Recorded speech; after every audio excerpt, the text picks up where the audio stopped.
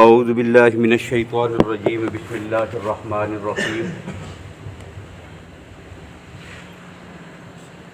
الف لام میم ذالک الکتاب لا ریب فیہ ھدی للمتقین صدق اللہ العظیم۔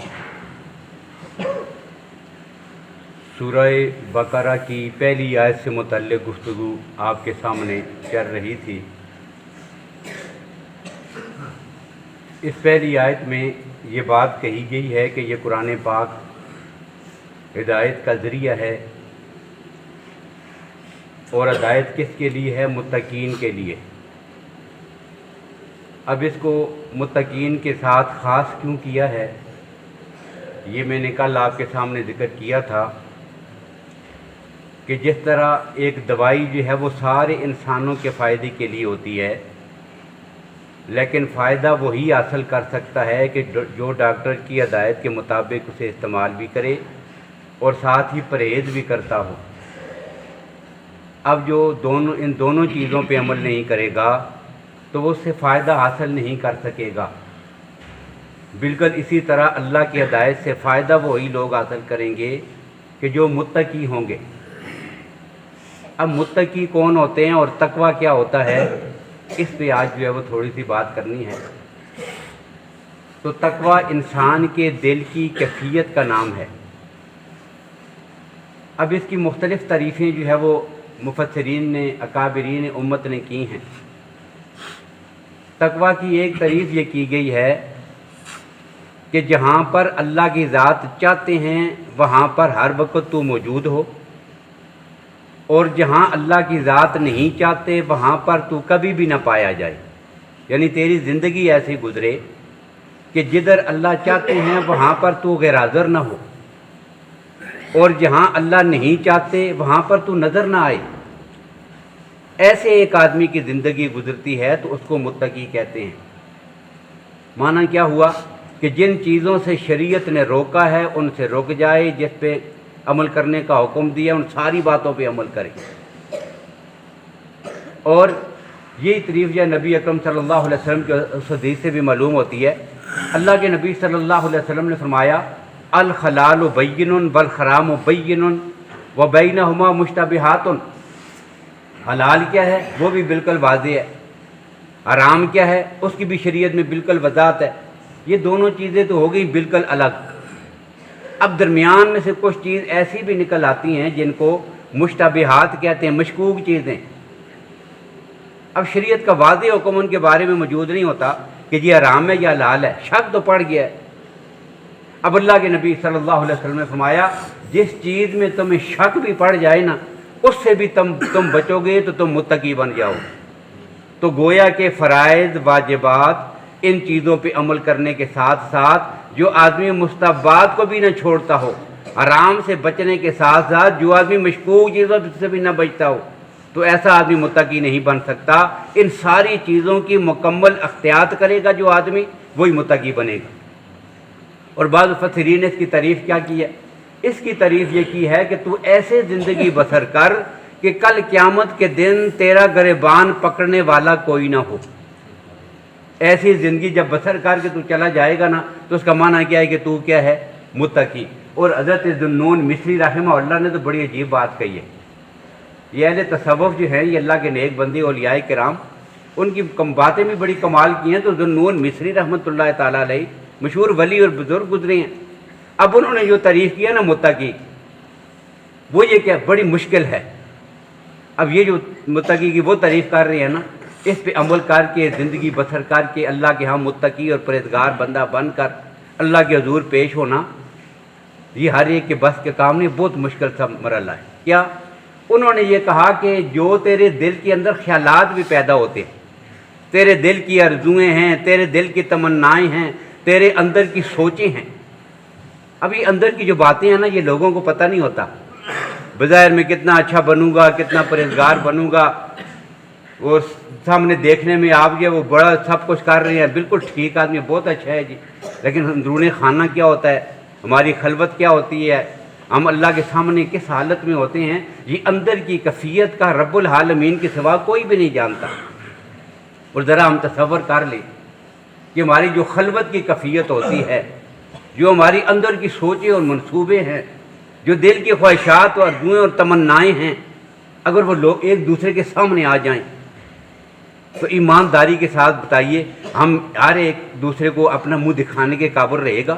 ہماری کیا سوچیں ہیں، اندر کی کیا فکریں ہیں، ہماری خواہشات کیا ہیں، دل کی آرزوئیں کیا ہیں، اندر کی منصوبے کیا ہیں، یہ سامنے آ جائیں تو بھائی بھائی کو مارنے کے لیے دوڑ آئے گا، اس کا دشمن بن جائے گا، باپ جب اپنی اولاد کو قتل کرنے کے لیے تیار ہو جائے گا، اولاد اپنے والدین کے دشمن ہو جائے گی، کوئی کسی کو جو منہ نہیں لگائے گا۔ اتنا مکروہ کردار ہے اندر کا، یہ اندر کی کیفیت ہے۔ تو ذوالنون مصری رحمہ اللہ نے کیا کہا؟ وہ یہ کہتے ہیں کہ تیرے اندر کی جتنے خیالات، منصوبے، خواہشات، آرزوئیں، ان کو اگر ایک جسم دے کر باہر لا کر ایک دو آدمیوں کے سامنے نہیں، چوک میں کھڑا کر دیا جائے، اور یہ سارا کچھ دیکھ کر تجھے ایک لمحے کے لیے شرمندگی نہ ہونا، ندامت نہیں ہوئی ہے اپنے منصوبوں پر، اپنی سوچوں پر، اپنے اندر کی خواہشات پر، اپنی خلوت پر، جب تجھے ندامت نہیں ہے تو سمجھ جا کہ تو آدمی متقی ہے۔ لیکن پھر تجھے یہ ضرورت پڑے کہ میں سر چھپاتا پھروں، کاش پھر تو میں ماری جاؤں تو زیادہ بہتر ہے، اتنی شرمندگی ہو تو پھر اپنے آپ کو متقی کہنے کا تجھے کوئی حق نہیں پہنچتا۔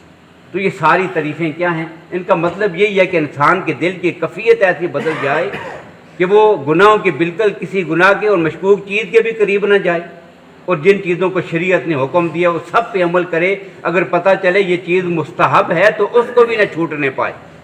جب یہ کیفیت ہو جاتی ہے اس کو کیا کہتے ہیں؟ تقویٰ، اور ظاہر ہے یہ دل کی کیفیت کا نام ہے۔ اسی وجہ سے اللہ کے نبی صلی اللہ علیہ وسلم نے تقویٰ کے بارے میں جب پوچھا گیا تو نبی اکرم صلی اللہ علیہ وسلم نے اپنے سینے کی طرف اشارہ کیا تھا، التقویٰ ہاؤنا، التقویٰ ہاؤنا، فرمایا تقویٰ یہاں ہوتا ہے، واشار الی الصدر، اور نبی اکرم صلی اللہ علیہ وسلم نے جو اشارہ فرمایا وہ اپنے دل اور سینے کی طرف تھا۔ تو یہ دل کی کیفیت کا نام ہے جو انسان کی زندگی میں انقلاب، تبدیلی اور انسان کی زندگی کو بدل کے رکھ دیتی ہے، یہ چیز، یہ تقویٰ ہے۔ اور یہی ہے کہ سیدنا فاروق اعظم رضی اللہ تعالیٰ عنہ نے حضرت ابی ابن کعب سے پوچھا تھا، بھائی یہ تقویٰ کیا ہے، ذرا یہ چیز آپ مجھے اپنی زبان سے بتائیں نا۔ تو ابی ابن کعب نے فرمایا، امیر المومنین، ایک آدمی جب جو ہے وہ ایسے راستے سے گزر رہا ہو کہ جہاں پر جھاڑیاں ہوں، کانٹے ہوں، تنگ راستہ ہو اور چاروں طرف جو ہے وہ جھاڑیاں ہی جھاڑیاں ہوں، درمیان میں سے گزرنا پڑے، اب آدمی کیا کرتا ہے؟ کانٹوں سے بچنے کے لیے اپنے کپڑے بھی سمیٹتا ہے، اپنے آپ کو بچا کے، ادھر کانٹوں سے نہ الجھ جاؤں، ادھر کسی ٹہنی سے نہ لگ جاؤں، تو اپنے آپ کو بچا کے درمیان میں سے سمٹ کے چلتا ہے۔ اب اس طرح جو ہے وہ ساری گناہوں سے، برائیوں سے اپنے آپ کو بچا کر، سمٹ کر پوری زندگی گزار لینا، اس کو تقویٰ کہتے ہیں۔ یہ ان کی تعریفیں، اور یہ تقویٰ کیا ہے؟ جس طرح جو ہے وہ اللہ نے آسمان کو تاروں سے زینت بخشی ہے، تو زمین کی زینت اور خوبصورتی یہ پرہیزگاروں سے ہے، یہ متقی لوگوں کی وجہ سے ہے۔ اور یاد رکھیے گا اللہ کے ہاں سب سے عزت والا بھی وہی ہے کہ جو متقی ہے۔ جتنا بڑا متقی ہے اللہ کے ہاں اتنی زیادہ اس کا مقام اور مرتبہ ہے۔ یہ عظمت کس سے ملتی ہے؟ یہ مقام کس سے ملتا ہے؟ یہ بلندی کس سے ملتی ہے؟ اس کیفیت کو تقویٰ کہتے ہیں۔ اور قرآن پاک نے صاف لفظوں میں کہا، وَجَعَلْنَاكُمْ شُعُوبًا وَقَبَائِلَ، ہم نے تجھے قومیں بنایا، ہم نے تمہیں قبیلے بنایا، یہ فلاں قوم کا ہے، یہ فلاں قبیلے کا ہے، یہ فلاں خاندان کا، یہ کیوں ہے؟ اب دیکھیں قرآن پاک نے کتنے صاف لفظوں میں ہمیں سمجھا دیا، یہ مسئلہ سمجھایا کیا کہ یہ تمہارے جو خاندان ہیں، یہ قومیں ہیں، یہ قبیلے ہیں، یہ میری مشیت کے مطابق بنے، اور کیوں بنے؟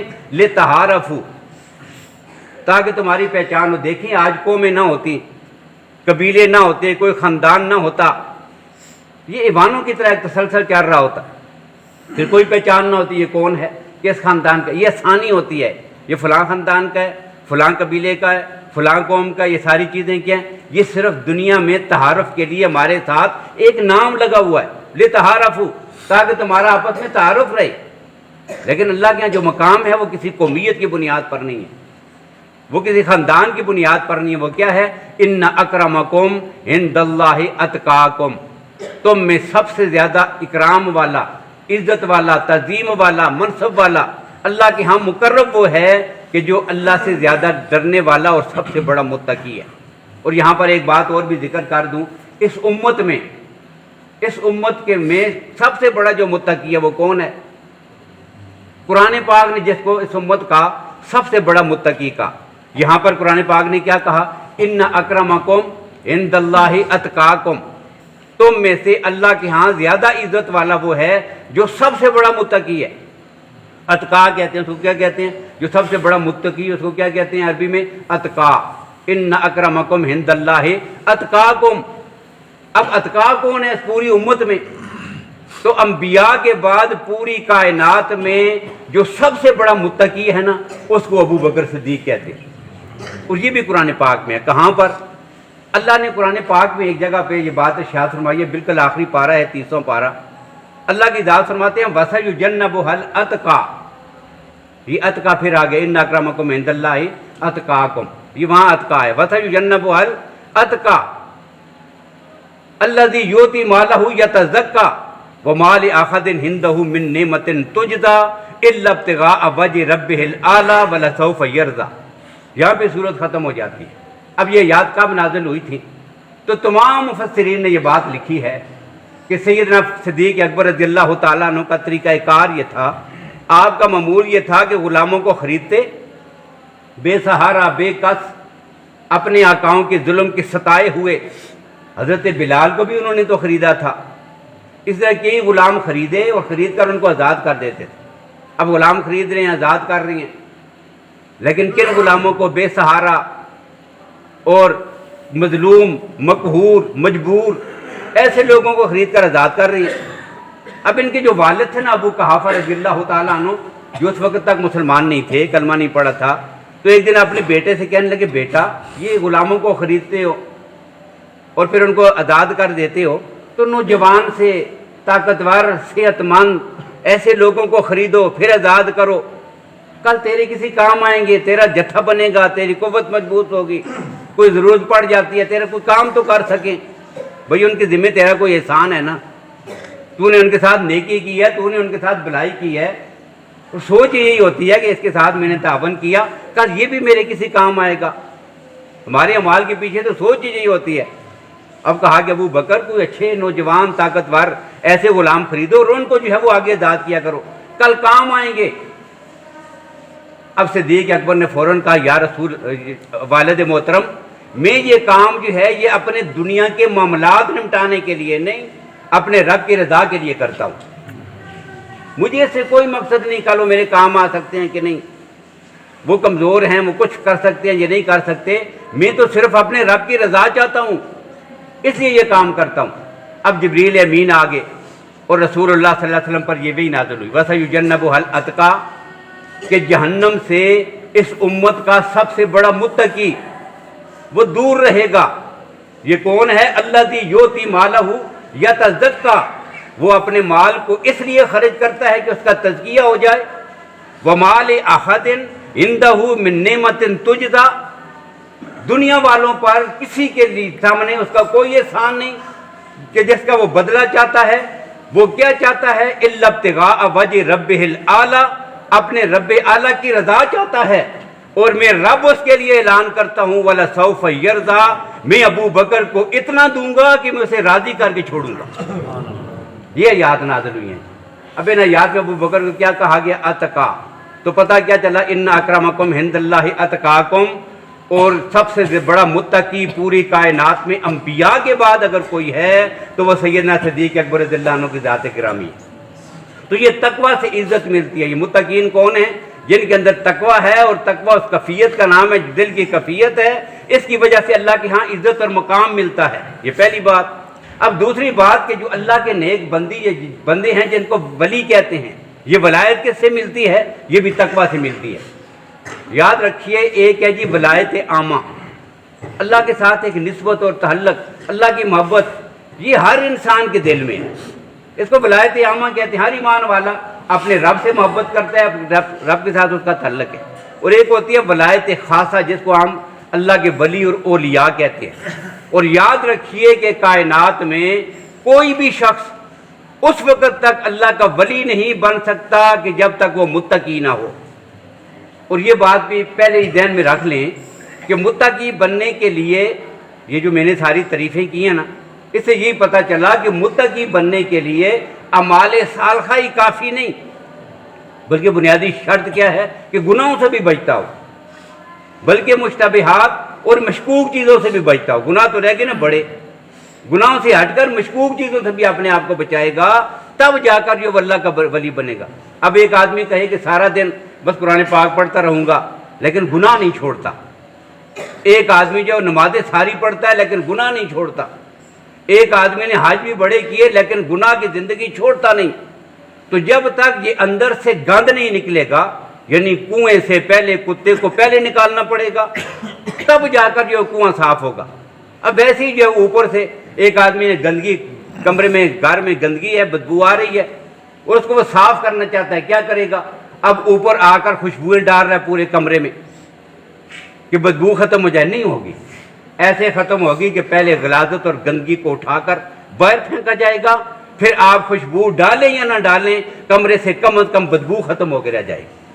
اب یہاں بھی یہی ہے کہ دل کے اندر سے گناہوں کو نکالیں گے، یہ گناہوں، کفر، فسق و فجور، ان کی نحوست اندر سے نکلے گی اور تقویٰ تب آئے گا کہ پھر آدمی عمل کرے گا تو اس کی خوبصورتی اور زینت آئے گی۔ اب چونکہ صحابہ کرام رضی اللہ تعالیٰ عنہم، ان کو قرآن پاک نے ہمارے لیے کیا قرار دیا؟ معیار۔ صحابہ کرام کیا ہیں؟ معیار حق۔ اب جن کو معیار حق قرار دیا، اس کا مطلب کیا ہے کہ تم اپنے ایمان میں اور عمل میں جب بھی ضرورت پڑے ان پہ نظر ڈالو۔ اب یہاں بھی پھر میں ان کی مثال ہی ذکر کروں گا، کیا تقویٰ کیسے دل میں اترتا ہے۔ قرآن پاک نے اس جماعت کے لیے ایک لفظ، ایک جملہ کہا، کیا؟ اولئک کتب فی قلوبہم الایمان وزینہ فی قلوبکم وکرہ الیکم الکفر والفسوق والعصیان۔ اللہ نے کیا کیا؟ تمہارے دلوں کے اندر سے کفر بھی، کلمہ پڑھنے سے پہلے تم کافر تھے نا، تو تمہارے دلوں کے اندر سے کفر بھی نکالا، تمہارے دلوں کے اندر سے فسق بھی نکالا، تمہارے دلوں کے اندر سے عصیان، نافرمانی، گناہ، کفر، ساری چیزیں نکال دی، گندگی اٹھا کے پھینک دی باہر۔ اب گندگی باہر چلی گئی، اب پیچھے کیا ہوا؟ اللہ کہتے ہیں کتب فی قلوبہم الایمان، تم کائنات میں وہ کائنات کی وہ جماعت ہو کہ جن کے دلوں پر رب العالمین نے اپنے دست قدرت سے خود ایمان کو لکھ دیا ہے۔ اور رب العالمین اگر کسی کے دل پر ایمان کو اپنی طاقت سے لکھ دے، دنیا کی کوئی طاقت اس لکھے ہوئے کو مٹا سکتی ہے؟ اب یہ ہو گیا جی، لکھا گیا ان کے دل کے اندر، کتب فی قلوبہم الایمان، اور پھر اللہ کہتے ہیں وزینہ فی قلوبکم، اور اللہ نے ایمان کو سجا کر خوبصورت بنا کر تمہارے دلوں کے اندر اٹھا کے رکھ دیا ہے۔ اب یہ ان کی کیفیت ہو گئی، اب یہ ہیں جو وہ ایمان والے۔ اور تقویٰ پھر ان کے ساتھ ایسے جڑا، جب اللہ نے اندر کا سارا کچھ نکالا نا، صفائی ہو گئی، صفائی کرنے کے بعد ایمان اور تقویٰ کو اٹھا کے دل میں رکھ دیا، اب اللہ کہتے ہیں کہ پھر میں نے تمہارے ساتھ اس تقویٰ کو ایسے جوڑ دیا ہے، وَأَلْزَمَهُمْ، سورہ فتح ہے، وَأَلْزَمَهُمْ کَلِمَةَ التَّقْوَىٰ، کہ جس طرح سورج سے اس کی روشنی کو کوئی جدا نہیں کر سکتا، پھول سے اس کی خوشبو کو کوئی جدا نہیں کر سکتا، رات سے اس کی تاریکی جدا نہیں ہوتی، دن سے اس کی روشنی الگ نہیں ہو سکتی، اسی طرح تقویٰ اب صحابہ کرام کی جماعت سے الگ نہیں ہو سکتا۔ جہاں صحابی ہوگا وہاں پہ تقویٰ ہوگا، اور تقویٰ وہی ہوگا جہاں پیغمبر کے صحابہ ہوں گے۔ تو یہ کہہ دیا اللہ نے، وَأَلْزَمَهُمْ کَلِمَةَ التَّقْوَىٰ، اور پھر اللہ کہتے ہیں وَكَانُوا أَحَقَّ بِهَا وَأَهْلَهَا۔ دیکھیں یہ قرآن پاک ہے اور کتنا کھول کر ذکر کر رہا ہے، کیا اللہ کہتے ہیں وَكَانُوا أَحَقَّ بِهَا، یا اللہ یہ کیوں کیا ہے تو نے؟ اللہ کہتے ہیں اللہ کی دھرتی پر، میری پوری دھرتی پر انبیاء کے بعد تقویٰ کے لیے مجھے ان سے زیادہ حقدار اور زیادہ آل کوئی مخلوق نظر ہی نہیں آئی کہ جن کو یہ عظمت عطا کی جاتی۔ یہ ملنی تھی تو صرف ایک ہی جماعت کو، جن کو پیغمبر کے صحابہ کہتے ہیں۔ تو یہ وہ دل کی کیفیت ہے جی، ہمارے لیے آئیڈیل ہیں، ان کے پیچھے ہم نے چلنا ہے، یہ تقویٰ ہے۔ اس کی وجہ سے اللہ کیا بنتا ہے؟ بندہ اللہ کا قرب حاصل کرتا ہے، جن کو اولیاء کہتے ہیں۔ اب قرآن پاک نے کیا کہا؟ ان اولیاءہ الا المتقون، یاد رکھو اللہ کا ولی وہی بن سکتا ہے جو متقی ہوگا۔ اور دوسری جگہ پر جب آپ دیکھتے ہیں، جب بھی آپ کئی دفعہ آپ مزاروں پہ گئے ہوں گے، اللہ کے نیک بندوں کی قبریں ہیں، مزارات ہیں، وہاں پر بھی عموماً جو ہم نے ایک آیت لکھی ہوتی ہے، آیتیں ہم کہیں اور جگہ فٹ کر رہے ہوتے ہیں، بتا کچھ اور رہتے ہیں، جو اصل بات ہوتی ہے وہ چھوڑ ہی دیتے ہیں۔ اب وہاں کیا آیت لکھی ہوتی ہے؟ جب بھی آپ جائیں گے دیکھیں گے وہاں لکھا ہوگا الا ان اولیاء اللہ لا خوف علیہم ولا هم یحزنون. یہ ان کا منصب ہے، یہ اللہ نے ان کو عظمت عطا کیا. کیا اللہ کے جو ولی ہیں نہ ان کو کوئی خوف ہوتا ہے نہ کوئی غم. اللہ خوف اور غم سے ان کو آزاد کر دیتے ہیں، یہ اللہ کے ولی ہوتے ہیں. لیکن اگلی آیت کہیں بھی لکھی ہوئی آپ کو نہیں ملے گی، اس لیے کہ کھاتا بڑا مشکل ہے. جو اصل مشکل کام ہے نا وہ نہیں ملے گا. وہاں کیا اگلا کیا ہے؟ اگلی جملے میں اللہ نے اپنے ولیوں کا تعارف کروایا ہے کہ ولی جو ہے وہ کیسے بنتا ہے. کپڑے اتارنے سے کوئی آدمی ولی نہیں بنے گا، ماں جو ہے وہ کرامتوں کا اظہار اور ذکر کرنے سے ولی نہیں بنے گا. قرآن نے کہا الا ان اولیاء اللہ لا خوف علیہم ولا هم یحزنون الذین آمنوا وکانوا یتقون. سب سے پہلی شرط ہے کہ بندے کے پاس ایمان ہو، اور ایمان کے بعد جو متقی ہوگا نا وہی اللہ کا ولی ہوگا. تو تقویٰ جو ہے یہ وہ کیفیت ہے، اور یہ کیفیت ایسی اہم کیفیت ہے. دیکھیں قرآن پاک میں جتنے اعمال کا ذکر ہے نا، اللہ کی ذات اس کام پر عمل کرنے کا حکم دیتے ہیں. اقیموا الصلاۃ، نماز پڑھنا ہے، زکوٰۃ دینی ہے، حج کرنا ہے، روزے رکھنے ہیں، ان کا ذکر اللہ کی ذات بتاتے چلے گئے ہیں. لیکن ایسا کبھی بھی نہیں ہوا کہ ایک ہی آیت میں تکرار کر کے ایک ہی حکم کو دو بار ذکر کر دیا ہو. یعنی آیت کے شروع میں بھی نماز پڑھنے کا ذکر ہو، تھوڑا آگے جا کر پھر اسی آیت میں اقیموا الصلاۃ آیا ہو. زکوٰۃ دینے کا آیت زکوٰۃ کیا ہے کہ پہلے ذکر ہو، پھر اسی آیت میں پھر آیت زکوٰۃ آیا ہو. یہ پورے قرآن پاک میں صرف ایک ہی چیز ہے کہ جس کو آپ تقویٰ کہتے ہیں. اللہ کی ذات ایک ہی آیت میں ایک بار نہیں دو بار اس کو ذکر کرتے. کیسے؟ سورہ نساء کی بالکل پہلی آیت ہے. آپ جب بھی نکاح ہوتا ہے تو وہ سنتے ہیں نا، خطبے میں آیت ایک پڑھا کرتے ہیں یا ایھا الناس اتقوا ربکم.